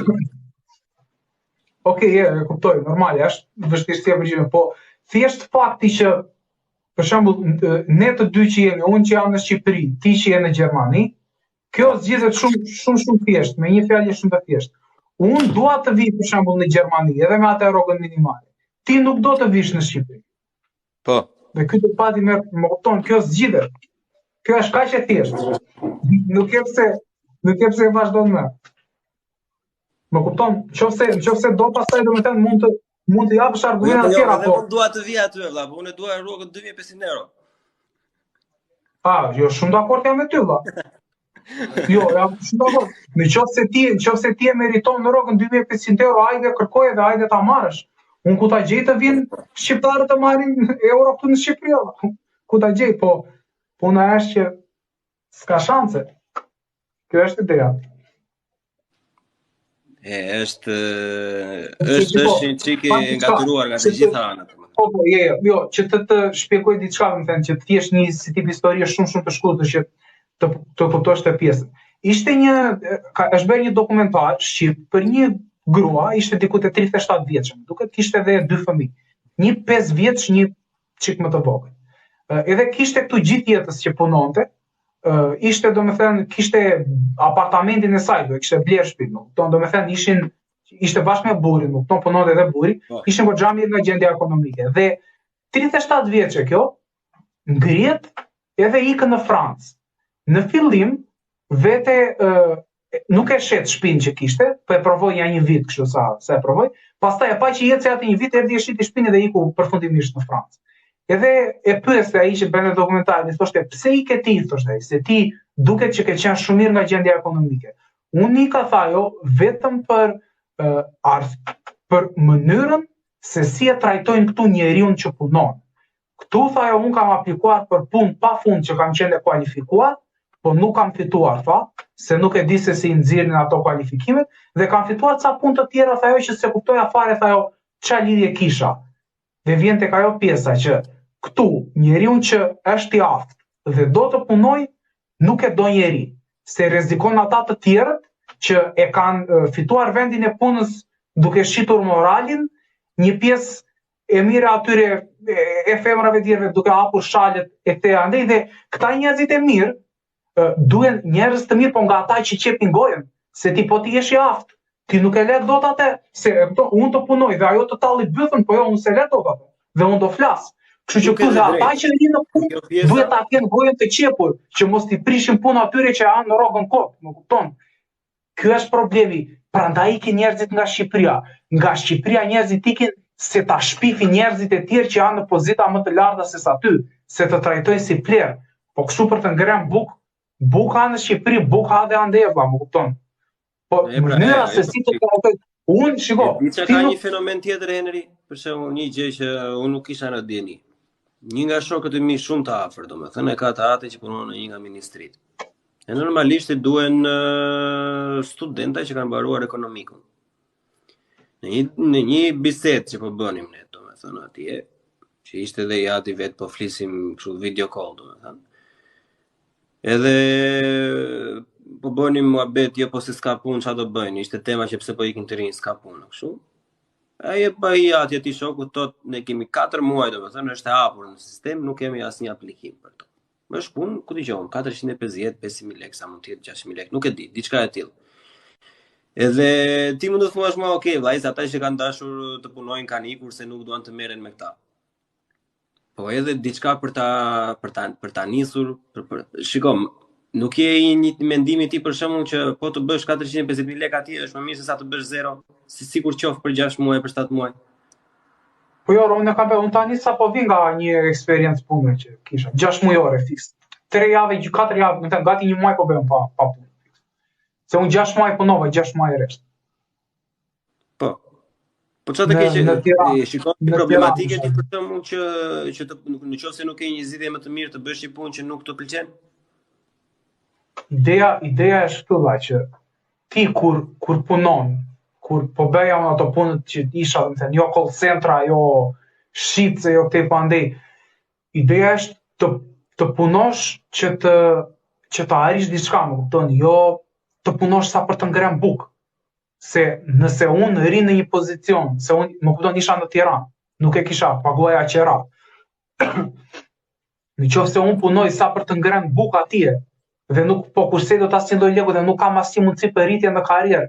Po atëherë për çfarë po e bëj atë punë? Nuk kupton çfarë. Thjesht ti provoj njerëzve që unë di të punoj, di të rri 8 orë në një vend, po atë ti nga bëj të gjitha. Si diçka që të thjesht një katapult mund ta quash atë, po si një diçka sa të vësh këmbë. Nuk ka ku të katapulton, kupton, është nuk ka mundësira ngritje, nuk ka, sepse të gjitha, domethënë të gjitha 90% e ambienteve të punës ku kam punuar unë kanë qenë shumë toksike. Unë kam punuar në kuzhinë atje, kam akoma orë të shtesë pa marrë, dhe s'kam për t'i marrë. Ca shok të mi që punuan më shumë kanë rroga të plota nga 500.000 lekë që nuk i kanë marrë, edhe nuk ke ku e kërkon të drejtën. Nuk di ke punë të tjera që janë për shembull kompani të vogla që shumica e njerëzve atje domethënë rinë, po që janë rroga që nga 300 nga 350.000 lekë. Me këto rroga janë qesharake. Nëse do punosh në punë pak më të mira nga këto 600-700.000 lekë në call center, atje je kështu robot. Po kupton, atje je literalisht robot, po jo robot shumë, po që të shpojnë dhe me ndonjë hostel nga mbrapa që të thon puno më shumë, se je edhe me normë. Po kupton, ke normë atje, po s'ka dot normën, të ishin nga puna. E kupton, kështu që është në rregull, po marrim ta bëra pyetjen pak më ndryshe, valla. Pyetja ime ishte për një rob që s'ka mundësi tjetër, sepse për ti për shembull nuk ke një vizion, domethënë se çfarë do të bësh me jetën tënde, e kupton, do të bësh atë bësh. Po një person për shembull tash që s'ka nuk e ka gjetur akoma atë gjën që ka dëshirë për të bërë plako. Për mendimin tim, duhet të vesh të punosh, se të vesh të punosh për shembull. këtë drejta, edhe unë, po ta them, 6 muaj rresht punova, 3 muaj punova shitës në një dyqan kështu elektronike, shitës ashtë smartwatch a gjë kështu, me rrogën 350.000 lekë në muaj, dhe tani punova në një call center, ishte agjenci kështu që priste bileta, ktheja përgjigje atyre njerëzve, punova, e kishte rrogën më të mirë se sa ajo e para. Po isha në Tiranë, dhe në Tiranë po punoja dhe po haja bukë, kaq. Kështu që për mua kjo nuk ishte mjaftueshme. Tani çdo njeri kur bën ato planet e veta, do maksimumin për veten e tij. Nëse një njeri e shikon të mjaftueshme që të punojë me për 400.000 lekë gjithë jetës ashtu të ri, është i lirë të ri valla. Po puna është që njeriu kur është i ri duhet të synoj për maksimumin. Se po vajte 40 vjeç e 50 vjeç nuk e ku synon, nuk kupton. Kështu që prandaj njerëzit që sa janë tani të rinj, nga 20 vjeç, mundohen të çajnë, të shqyejnë dyert e Europës, jo kush bën 1 lek më shumë këtu, jo kush bën 1 lek më shumë atje, që të kenë ndonjë gjë, se në Shqipëri vetëm leku t'jap dyert, asgjë tjetër. Kjo është ideja. Dhe ti, ato kohën që po punon me 300.000 lek, ti thjesht, më kupton, je në një rreth vicioz, që po punon, po ha buk, derisa ti kanë. Kështu që prandaj njerëzit tutë ne përpiqen se një pjesë e mirë janë ka njerëz që janë ambicioz, më kupton, që duan të arrin më shumë, edhe e vënë edhe jetën në rrezik. Kështu që nuk i gjykon dot se kanë ardhur nga familje shumë të varfra, më kupton. Edhe janë gati që të bëjnë shumë gjëra që të dalin nga ajo lloj varfërie. Se din që po të punojnë atë punën bazike, ato që ajo kanë thënë ata të shtëpisë tyre, do ngelen një lloj, edhe nuk duan të jenë një lloj, dhe kanë të gjithë njerëzit të drejtë e botës të kërkojnë maksimumin. Më kupton? Kështu që si fillim ajo që the ti nuk është gjë negative absolutisht. Unë mund të kem mbi 15 eksperienca pune këtu në Shqipëri, ca nga 4-5 ditë, duke vazhduar nga 6 muaj, më shumë. Më kupton, gjatë këtyre viteve që jam tani 25, nga 18 deri 25. Po nuk je, domethënë, nuk je në një vend që ti të kesh një karrierë të saktë që po ti do punosh këtu, po merr këto lekët. Dhe nëse punon mirë, je i vlerësuar, nuk të vlerëson njeriu. Nuk të vlerëson njeriu. Në shtëpi ajo pjesë duket pa vështirë. Po unë prapë qëndroj aty argumentit, domethënë që po ta marrin nga ana ime për shkak nëse unë do isha në Shqipëri plako, zëm se jam mbarova, unë shkoj në inxhinierisë në Shqipëri, nuk gjeta një lloj pune, unë do vija do punoja plak. Edhe për 450.000 lekë do punoja. Këtë drejtë. Edhe nuk mund të biesh me qafë tash një vllai ku dëgjon, ti e ke vllain e vogël, unë kam të madh. Po mirë, të kuptoj. Të kuptoj, ja do them diçka. Ti nga Berati, tani do mbaroje ti inxhinierinë e ndërtimit, edhe do ta kishe punën, se kam një rast kështu, një shok mbas shoku, mbaroi inxhinierinë e ndërtimit dhe ka filluar me 400.000 lekë rrogë. Edhe e ri tër ditën ai atje tek zona, tek kantieri ndërtimit, tek themelet atje, edhe tër ditën në diell, më kupton, për 400.000 lekë. Ty në qoftë se do të jepej mundësia me 400.000 lekë në Tiranë, do ta bëje atë punë? Jo, unë do punoj në call center plako. Unë do punoj në call center, nëse ishte 400.000 lekë, jo. Kjo punë e call centerave është pak mirë, ky call center që isha unë ishte ose do shkërdesh veshët ose do rish në diell tash. Nëse ai paguhet 400.000 lekë, edhe ky tjetri paguhet 700 edhe është në një vend që thjesht do lodhet jashtëzakonisht shumë, domethënë, po që prapë do marrësh më shumë lekë, këto të dyja si mundsi, si njëra si tjetra, pavarësisht se njëra është profesionale, pavarësisht se njëra jo, për mendimin tim në atë ideologjinë time do jenë të dyja punë momentale, se unë nuk e shikoj vetëm me asnjëra nga ato punë me ato lloj rroge. Edhe unë po punë momentale do zgjidhja atë që ka të ardhurat më të mëdha, e kupton? E qartë është, po ka pastaj, shiko, ideja ashtu se ti me vërtet po refuzon atë punën tek inxhinieria jote me 400.000 lekë, po e the vetë në fillim, e ke të vështirë që të fillosh pastaj punë me goxha lek në profesionin tënd, më kupton, punët me ato lloj lekësh do të dosh, që i bie që ti do punosh në call center. Po puna pyetja është sa kohë do punosh në call center. Ka një gjë, nuk janë aq të shumta call centrat që t'japin 600-700.000 lekë që nuk janë bursa, kështu me brokerazh, më kupton? Se me këto me brokerazh ja shet shpirtin shejtanit, se ju vjedh lekët njerëzve. Më kupton? Është që ka shumë njerëz që e bëjnë, po. E kupton? Kështu që Që kjo është ideja, sa do punoje ti tek ai call center me 600-700 lekë? Sa vite e shikon ti veten tënde të punoj? Jo, maksimumi 1 vit të burr. Po ja pse shiko, nga njëra anë plako nëse ti je super i vendosur, nëse për shkak unë kam pasion këto që bëj. Edhe nëse unë s'do kisha rrugë, do isha në Shqipëri, normalisht do të punoja nga 6 deri në 1 vit të punoja në call center, mund të isha sa mund të isha në 50.000 lekë për muaj, edhe pastaj do filloja. E kupton, të punoja atë 1 vit siç e thua ti me 400.000 lekë, derisa të çash, e kupton? Se është shumë e vështirë. E kupton, nuk diskutohet, nuk po të thotë njëri që është shumë e vështirë. Ama nuk është arsye drejt për mendimin tim për mos të bërë asnjë gjë. E kupton, të thjesht të fusesh në atë rene zym që ça më gjeti ça do bëj. E kupton, unë se mendoj ashtu plako. Se për shembull se kanë gjithë më mundësinë të paguajnë 20.000 euro apo na 3.000 pound të ikin në Londër tash. E kupton? Jo, e kuptoj. Domethënë, përgjithsisht në fund të ditës normale gjëja duhet parë me optimizëm deri diku, nuk diskutohet. Se përderisa po jetojmë, po marrim frymë normale që do shpresojmë gjithmonë që do bëhet për më mirë.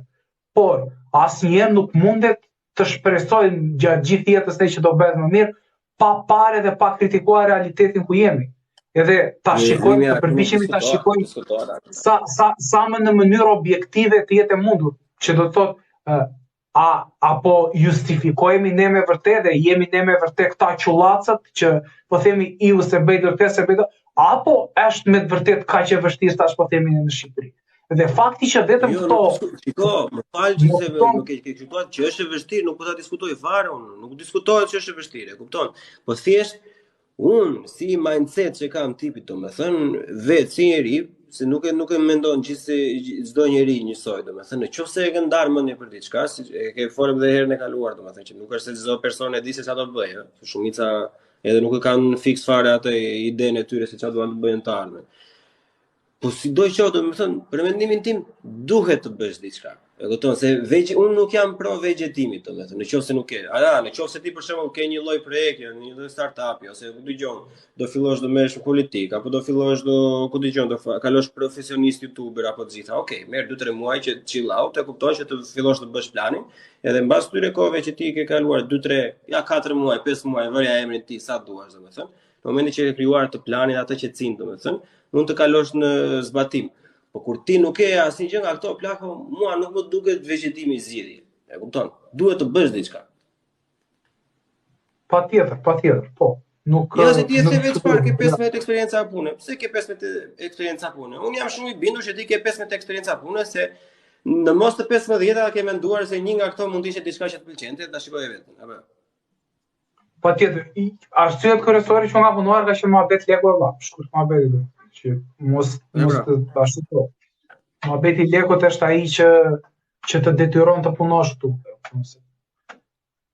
Dhe normale që të rish ashtu kohë është jo produktive, nuk është për asnjë lloj gjëje. Po që se kjo është dhe fakti epidemi globale pra, ose fakti që njerëz bëjnë punë që nuk duan t'i bëjnë. Dhe punë që si kanë me qef të me thënë, nuk ndodhet në Shqipëri. Shumica e robëve në çdo lloj pune bëjnë punë që s'duan. Edhe disa inxhiniera kanë që s'duan të bëjnë atë punë, po e bëjnë se kanë mbaruar shkollën. Po, jo. Nuk diskutoj ta. Domethënë, për shembull, edhe nëse unë punoj unë përgjithësisht jam tip që gjitha punët unë i marr me qef. Kështu që unë edhe nëse punoj në fast food atje, skuq patate, unë kam punova 1 muaj e gjysmë, 2 muaj. Unë nuk e kam problem fare, dhe unë e bëj prapë atë lloj punë. Unë e bëj prapë punën e kamarierit, që punova se edhe video kështu është punova kamarier. Kam punuar, unë se kam fare problem të bëj këto punë. Ashtu ke punuar gjithë. E kuptoj, i bëj, po puna është që të përpiqesh të krijosh një gjë që të jetë se nuk mundet që të punosh dot. Ose jo, nëse është një vend tamam i saktë, apo mund të punosh edhe kamarier gjithë jetës, po ideja është të ndihesh edhe ti të jesh mirë në përgjithësi tek puna, mos të ti e ke më shumë tek vetë lotësimi, ti vetëm te legu, po te përgjithësia e gjithë. Po bëm diçka, ke të drejtë. Sepse çdo njeri kur zgjedh karrierë, kur zgjedh punën, ka njerëz për shembull që mund të jenë si robota, ata zgjedhin të bëjnë diçka dhe ata e bëjnë pafund, nuk e kanë problem. Po ka për shembull persona të tjerë që jo çdo punë mund ta bëjnë patjetër se, më kupton, secili bën zgjedhjet e veta për sa i përket punës. Për shembull, një punë që se duroj dot unë, një punë ti e bën shumë thjesht, edhe anasjelltas. Kjo është ideja. Për shembull, dikush e ka bezdi. Për shembull, një shok të mbarosh. Një shok më tha mua, kur isha kamarier atje, tha, jo, po unë këtë punën thaj të kamarierit nuk e bëj dot, thaj, unë kam punuar një ditë thaj në jetën time, vajta të ditën e dytë thaj e lash punën. Ditën e dytë më thot njëri se çam thot një gjë thaj, kështu që s'më pëlqeu, e përshtyva atje thaj dhe ika nga puna direkt, s'ka shanse që ta bëj në ato lloj punë. Kështu që varet sa punë bën, çfarë lloj punësh mund të bësh, për sa kohë mund t'i bësh. Po në varësi të pagës, në varësi të mënyrës se si të trajtojnë, tregon edhe se sa kohë mund të zgjasësh ti te këto punë. Po. Nuk e di se sa eksperjenca pune mund të kesh pasur ti.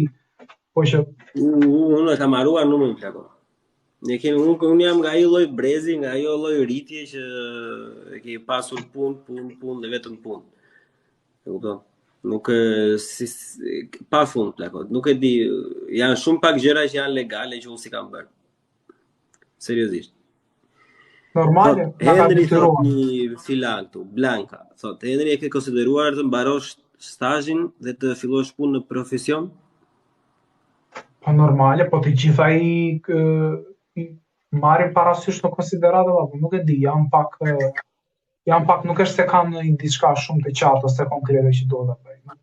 Nuk e kam marrë akoma si vendim.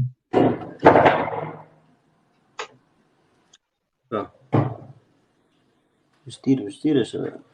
Të veta e di, unë shiko se edhe unë kam çuditërisht edhe me kaq pak sa janë, po shumica janë në pjesës që e kemi fajin ne që qajemi edhe sistemi është i mirë. Që mua më bën kështu sepse unë kam vllajin profesionist, domethënë me shkollë të lartë, me të gjitha të mirat, nëse do ishte këtu domethënë do klasifikohet e shtresa e lartë e popullsisë të paguar, po aty ku është thjesht me rroga normale.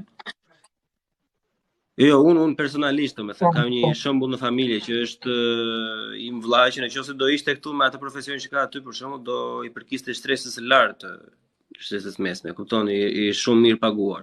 Kurse aty i ka rrogat normale edhe normalisht ai nuk është se po punon, se po punon, se drejti po punon, e kupton, nuk diskutohet fare. Po një gjë që ai e përmend gjatë gjithë kohës është thotë që të gjitha ato mundim që kemi bërë, gjatë lloj stresi në shkollë për shembull, të gjitha duket sikur nuk të vlerësohet, domethënë me këto rroga që kemi. E kupton se edhe avash se për gjithë juve që i thon, domethënë që rihet, bëhet, i dilet, edhe nuk i dilet, se çmimet e para krizës tash se këtu kanë ikur çmimet në ajër fare, domethënë, po shumica e produkteve në Tiranë nuk është se kanë shumë ndryshime e produkteve këtu, e kupton? Po paguajnë të gjithat lekë jashtëzakonisht shumë ndryshme. Erdhi një çun nga Italia. Erdhi një çun nga Italia tek shtëpia ime atje në Tiranë ku isha para 2 muajsh, dhe thaj ora si shpjegoj thaj që çmimet janë më të shtrenjta te supermarketet këtu se sa tek mua atje në Itali. Se marr vesh. Kështu që është kudo kjo. Ajo ka një zgjidhje shumë të thjeshtë, se ne në Shqipëri nuk ka asnjë lloj marketi në Shqipëri që është low cost. Edhe ai Shpari që është aty, Shpari është vetëm në Shqipëri është low cost. Në çdo vend për shembull është më i shtrenjtë nga të gjithë thirrjet, por gjithsesi. Po që ajo që do të dilja unë të pjesa e vllajt tim është që të vret shumë fakti që ai vlerësimi nuk përkthehet në lekë, domethënë. Se mund të thojë njëri je filan profesionist i mirë apo e bën shumë mirë punën e të gjitha, por në momentin që ajo nuk përkthehet në lekë, që ti t'ia vjelësh vërtet benefitet punës edhe mundit edhe shkollës që ke bërë të gjitha, ajo të vret egon. Apo vuan ai për bukë, as pak. Do ishte budallik të thoshim që ai po vuan për bukë, por nuk të plotson si njeri.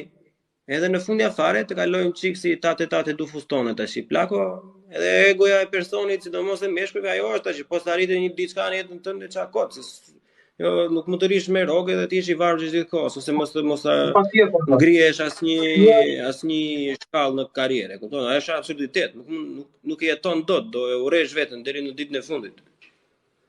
Absolutisht. Ky është i gjithë thelbi i këtij diskutimi tim që po bëjmë, që kemi tonë, nga fillimi deri në fund. Në qoftë se ti je si njeri që ka ambicie që do të arrish diçka në jetë, do të arrish diçka, do të arrish për shembull të kesh ku ta diun, një lloj pasurie, jo të egzageruar, po për shembull të kesh një apartament, 2 apartamente, do të kesh një makinë, do të kesh, do të kesh një shtëpi pushimesh, dhe ti arrish në mënyrë të ndershme. Ti arrish nëse ke këtë si qëllim dhe duhet të luftosh normale për një njeri që ka këtë lloj ambicie, ka për të qenë goxha më e vështirë, se nuk do bjeri dakord me shumë gjëra. Nuk do bjeri dakord me ambientet e punës, nuk do bjeri dakord me pronarët, nuk do bjeri dakord me pagat, do ta ketë jetën luftë. Po se po e zgjedh vetë, kupton? Po nëse do ishte një njeri më i thjeshtë, siç të mësojnë prindërit shqiptar që fillo bëj atë cop shkollën, fillo atë punën që të hash bukë, jeta është goxha më e thjeshtë nëse e mendon në të spepër. Po kupton se ti do mbarosh, do fillosh. Ajo është e vërtetë, ignoranca është lumturi. Po, do hash atë bukën dhe do rish rahat. Kjo është jetë shumë e thjeshtë, më kupton? Sipas kësaj unë i bie që bëj gam pot, se unë ndjek atë që thon ta vjen në rregull. Po puna është që çdo njeri ka të drejtë të kërkojë çfarë të dojë ai nga kjo jetë. Dhe të luftojë për atë, se sa do të arri punë e tij. Po të kërkojnë shqiptarët të përgjegjës vetë, sa kërkosh është në rregull, e kupton? Po s'ke të drejtë ta marrësh kot, po. Jo. Bukur. Ta abuzie me njëri tjetrin të tash. Ca i thon është mirë Shqipëria, ca i thon është mirë ajo. Po një mut jemi të gjithë plaks. Tani kota shi që është më mirë këtej, e burpit muhabetit, ne kemi ikur se budallën tash kota shi. Ma kupton. Edhe ata që vikin nuk sin kota shi. Ta marrim kështu tani bottom line fare, ta basardoj muhabetin, domethënë nuk diskutohet Allah që është më mirë këtej se do isha utuz. Për shembull, po thotë. O bëjori një kështu shembull i thjesht fare që pse Gjermania më mirë se sa Shqipëria. Unë tek ai TikTok-u parë në total kisha një 60 milion klikime, diçka e tillë në për video. Me ato 60 milion klikime merr 2 deri në 4 cent për 1000 shikime. Po me pak fjalë për gjithë ato unë mund të merrja nuk e di ja $1.000 minimum diçka e tillë. Më kupton? Ja $1.000 që unë nuk i mora, nuk i kam. Që do t'i kisha vetëm, po si merr, se nuk merr lek nga shikimet e videove në TikTok në Shqipëri. Vetëm në Shqipëri? Po edhe me ndonjë kështu skut ande nga Afrika, po në Shqipëri është sigurt që nuk merr. Nuk merr. Po ti je duke filluar që nga Italia, merr. Nuk merr asnjë lek. Edhe tani te ky TikTok tani do kem vajtur një 10 milion views. Pa frikë. Asnjë lek s'kam marrë. Mos e kam hapur në Shqipëri TikTok-un? Jo, këtu e kam hapur. Po ta kesh hapur aty, duhet i futësh kartë identiteti gjermane, domethënë. Kur ta konfirmosh. Prap, akoma, si jemi aty, akoma. Duhet i futësh atë që ta. Po që ja, kjo është muhabeti i Shqipërisë dhe këtyre. Edhe me YouTube-in me këto, se un kam goxha vite, po bëj gati 5 vite tani që merrem me YouTube. Në botë merr gati 10 fish më shumë. Mos më kupton për të njëjtën sasi shikimesh. Në varion nga shteti në shtet, po përgjithsisht aq merr. Këndëm. Shumë të famshëm të TikTok-ut atje që bëjnë lojë ashtu që s'marrin lekë. E djove? Ata i marrin nga giftet ka marrë edhe unë. Po nga videot, po merr lek nga videot. Ne në Shqipëri s'marrim lek nga videot. Thjesht nga ajo që kur e bën scroll që është shef. Po. Ata i marrin nga ato giftet që i gjuajnë, kupton? Edhe ata që gjuajnë janë një pjesë e mirë janë me biznese droge, me shpira bari, me një pjesë e mirë i gjuajnë njëri tjetrit. E kupton që akullojnë është Jo, e di. Ata ajo do studiuar që ka pjesa e gjuajnë. Se janë shumë, domethënë, unë kam marrë nga këto gjuajtën, unë i kam bërë diku tek $1.000 në total. Nga giftet që kam marrë më përpara, kur bëja kështu sfida budallëqe gjëra, po. Është gjë që nuk mund ta vazhdosh dot pafundësisht, më kupton? Se shafat gjatë, nuk është shafat gjatë. $1.000 në total në çfarë harku kohë është aty? Për një 3 muaj diçka e tillë. Si një lek më shumë mirë është, po si ta bësh ti full time nuk është Po nuk e bën dot se është diçka që nuk ke garanci, më kupton? Ja, duhet ishte ajo pjesa e sfidave që bëheshin. Ja të dërgoj një kështu për sfidën në kod për fiksim. Apo se pranon do? E pranon, ja. Po, si kjo ishte domethënë, kjo është gjesti edhe lozi me dënime zakonisht. Thyje në një vezë në kokë, bëje në një gjatë tjetër, më kupton, nëse e lije me dënime ose kështu. Po dhe shumica tani që marrin nga këto dënime bëjnë, jo idh në një tas miell në kokë, jo futën në valixhe, jo luaj suratin me, e kupton gjëra si këto që janë deri diku edhe gallat, nuk është se janë një. Po e marrësh, domethënë. Thjesht është suporti i robëve, domethënë, dhe kush e fiton videon më shumë. Po 5 minuta shumë që. Një pjesë shumë e mirë janë edhe kështu simpa, e ke parasysh ata që i gjuajnë femra me lek kështu kot. Kështu zura dhe me një gocë tjetër nivel njerëzie. Që thjesht ekzistojnë aty, ata i gjuajnë kështu të aviona që.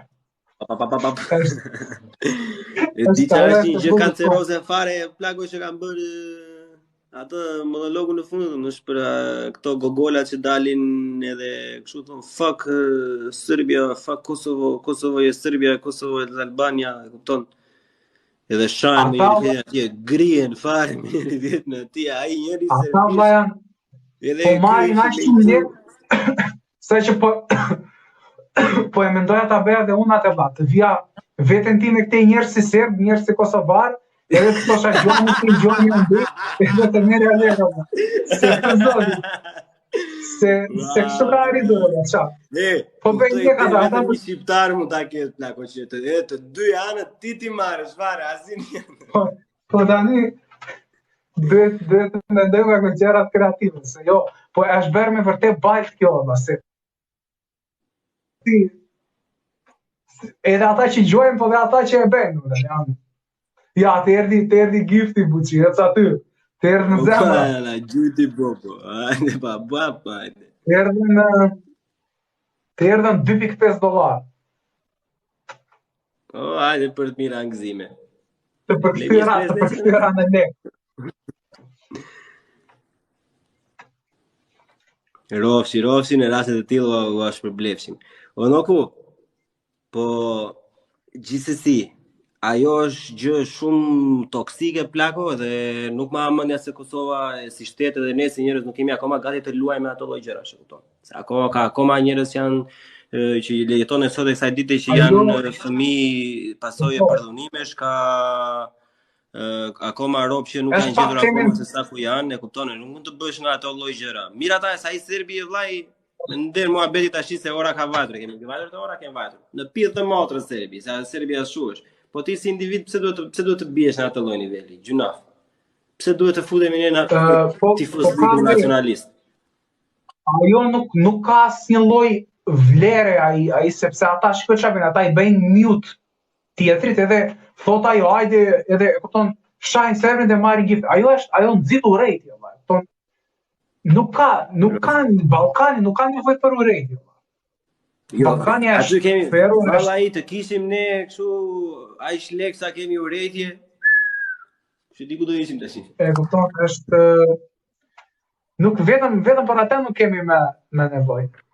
Vetëm për atë se ne si Ballkan jemi tani, shiko, tani ka filluar e gjithë bota po bën meme për ne, për Ballkanin, kështu për këtë që jemi të gjithë domethënë kështu luftë me njëri tjetrin. Jemi të papar, tani po bëjmë meme. Shqyqyr që po bëjmë meme që të paktën ta shikojnë.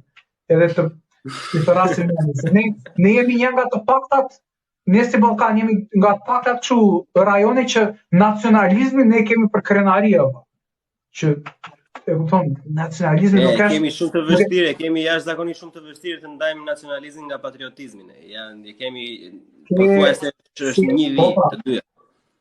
Se ke Gjermani vlla rast që i mori nacionalizmin çik për ters në luftën e dytë botërore edhe për çike morën botën me çapa. Kështu që duhet pasur terezi. Po shqyr që jemi popull i vogël ne, se ne po të ishim popull i madh. Bine, ne jam bine. Diku të ishim mora flamur. Po marr gifte, shumë faleminderit për gifte. Hajde ti ani gëzuar.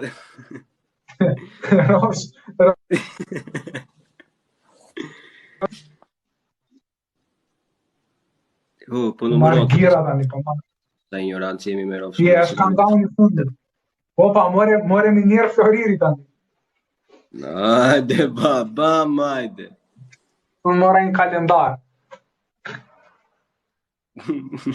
Po qa janë këto, ola? Qa është minjera Floriri dhe qa bën kalendari? Kalendari ime është gift në gift e kështu, dërsa ajo jotja është, do më thënë, 1000 pik janë $5. More $5. 52.5, 7.5 $. O, babik. E shikon. Po ta plako, E shikon bere. Të një po si funksionon Allah? Këtyre sa këta që gjuajnë sa paguajnë? Shuma e coinsave është pak më, nuk e di, do më thënë varion, më kupton se janë me paketa. Në qoftë se ble shumë coinsa, të bie çmimi pak më i lirë. Edhe nga zona në zona ndryshon çmimi i coinsave, po me pak fjalë, një personi do me thënë që ta hedhë atë minierën $5, ai e ble $15. Kjo është me pak fjalë. Që ti po këtë po e rregullojnë atë pjesën e ndryshimit të coinsave plako, se po i fusin një super stock market ata rob që i blinin ande nga Azerbajxhani. Shiko. Po. Blinin ande nga Azerbajxhani dhe i shisnin këtej plako me rob shtëpi po super lek një moment. Varet se sa ka të fiksuar që kanë kështu blen coinsa pa fund edhe i ashtu të gjitha. Ja, po. Është, shiko, ka dhe çka. Po unë ka parë ishte njëri që bën një video, një youtuber çfarë është? Dutch, holandez. Ai filani kishte bën një video të gjatë, ai vinte buçi blinte, hapte me VPN sigurisht kishte hapur atje, e thjesht i bënte ato, pastaj ndryshonte VPN-in, i shiste prap ato, e dilte plus. Biznes interesant, duhet parë. Na e besuar interesant ama. Po nuk është se legale, se mund të marrësh në një superbank, kot, na i. Po, të ngelen gjitha lekët brenda. Të ngelen gjitha lekët brenda, pastaj edhe nuk ta njeh më duket as ato mjetet në identifikimit për akauntet e tjera, kështu që. Po këto sfidat e TikTokut kanë studiuar një gjë të mirë ata, se ata që punojnë tek pjesa e studimeve sociale të TikTokut, ata psikologët që janë, ata janë në të vërtetë super të zgjuar. Se kjo sfida që është këtu lart ka të bëj drejt për drejt me kumarin. Për shembull, ka persona që kanë varësi nga gjëra të ndryshme në jetë, po normale, ata që kanë varësi nga ca gjëra, karakteri atyre bën që të bien prej edhe kumarit. Në momentet caktuara, dhe kur e shikojnë këto rezultatet kështu ata, e kupton, nxiten që të godasin të gjuajnë. Ka pasur raste që kanë folur edhe për televizione këtu, persona që thoshin që kanë pasur varësi nga kumari, thoshte ai futem në TikTok tani gjuaj kështu pafund, gjuaj plot. Më kupton, po jo se është më e dëmshme ose po që TikToku fiton 2/3 e atyre që gjuajnë njerëz. Edhe është si format është TikToku që nga skem piramidale vllai, ata bëkan lekë të dunjas. TikToku të po asnjë platformë tjetër nuk ka jep mundësinë ta bëjmë dot. Me këto që edhe ne të marrim lekë, thirrën ai lekë TikTokut. Thirrën ai lekë TikTokut në bursë, valla, pas nga dela ai gjë. Duhet të vëlla. Kjo platformë, kështu që dhe ne të dy të marrim lekë njerëz. Edhe TikToku të marrë lekë, edhe audienca do të thënë të kënaqet, nuk ka platformë tjetër, po TikToku e ka bërë. Do me thënë, kështu me projekcione, kështu si që thua ti, do me thënë i bie që ai tjetri që do nxjerrë të njëjtën gjë me një kurs më të lirë se sa TikToku, ta nxjerrë gjys për shembull, do ja marrë vëmendjen TikToku thua ti. S'ka shanse se nuk konverton dot njerëzit, ti çoj tek ai social, nuk i çon dot atij një. TikToku këto lajme e YouTube-it për shembull ose Instagramit, do e bëjmë kështu tash, kot, na do qefi. Instagrami po vdes tani, me thënë të drejtën, do të thënë. Përgjithë Instagrami dhe Meta janë pak me kokë poshtë për momentin. Nuk po them që janë gërmat, po kanë marrë goditje goxha të fuqishme nga TikToku, nga YouTube dhe nga këto. YouTube vetë identitetin, po. Instagrami ky TikToku në fillim i mori njerëzit duke bërë video 6 sekondë, më kupton 10 sekondë, 15 sekondë, tani ka çuar 10 minuta, mund t'i lej, i ka 1 orë sa mund t'i lej, nuk e di, edhe ka filluar hapi dhe të lajme. është avash avash. Po. Kështu që shumë e vështira. Këtë skemi që po thua ti kam dëgjuar, do ta bënin ca në Shqipëri. Këtë skemi që ti merrnin TikTok-ut audiencë, po vetëm në Shqipëri, ta banonin. E kupton kështu muhabet gojë pas goje. Do një të nxirrnin TikTok-un ilegal në Shqipëri dhe t'i fusin gjithë tek ajo e tyre, po nuk e di deri ku janë në planin e tyre.